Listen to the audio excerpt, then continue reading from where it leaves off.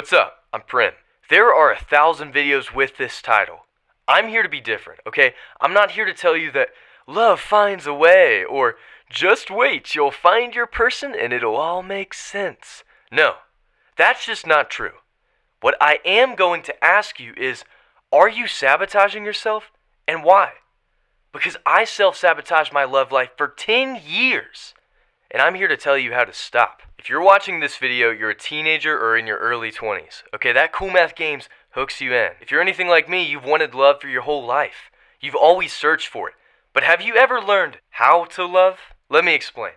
I'm a 21-year-old American guy from North Carolina. As a kid, I was always obsessed with love. I ate up all the Disney Channel kisses, Jim and Pam from The Office, Han and Leia. I wanted it for myself. But until my 20s, I never had any long-term romantic relationship. I'd had flings, but no real romance. No official girlfriend or boyfriend. The only thing I had close to that was when I was in elementary school. A fake relationship for 3 years. Looking back, we had no idea what we were doing, obviously, but at the time, it meant everything to me. And I recalled that feeling I had, that pure love without reason or logic, and I wondered, where did that feeling go? When I was 10, I didn't know what sex was. I thought some stork would come dive bombing out of the sky and delivering babies. But I understood what it felt like to be in love.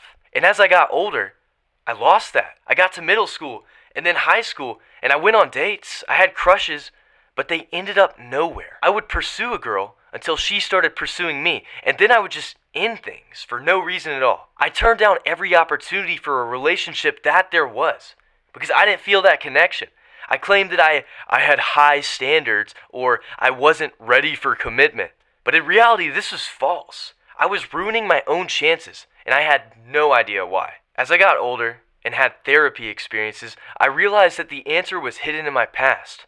All of the missed opportunities for love could be traced back to one thing: a failed relationship model. Let me explain. When I was in 3rd grade and had my legendary 3-year fake relationship, my parents were stable. They were good to each other, and the household was peaceful. As I got older, they would often get in screaming matches, and more they grew to resent each other. By the time high school started, they got divorced. What I didn't realize was that I modeled my whole view of love on my parents. They set the standard for all the romance in my life.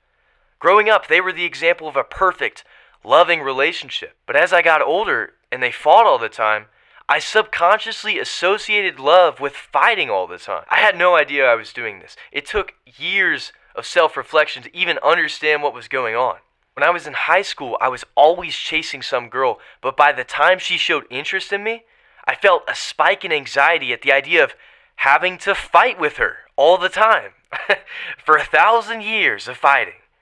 And so I would cut her off. I never realized what that anxiety spike was until I discovered that, hey, it might be because of my parents. You have people in your life who shape your love life without you knowing, and you can't control your upbringing. I don't blame my parents for anything, okay?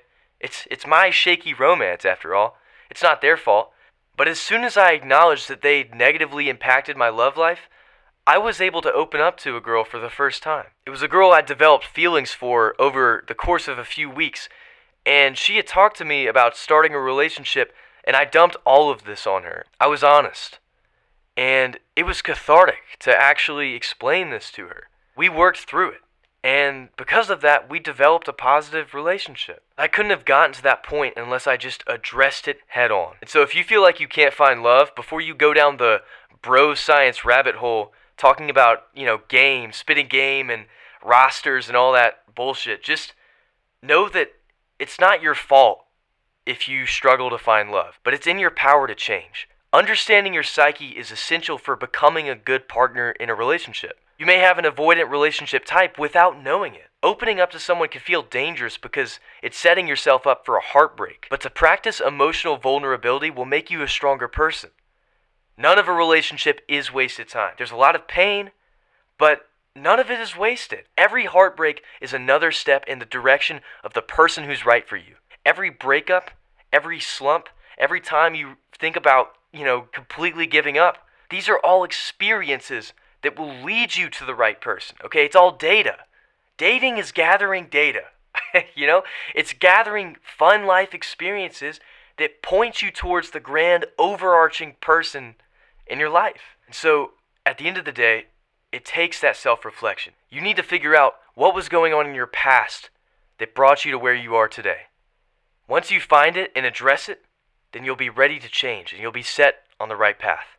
If anybody can relate to me, definitely let me know down below. I'd love to hear your stories. I'm trying to build a community. My name is Prim.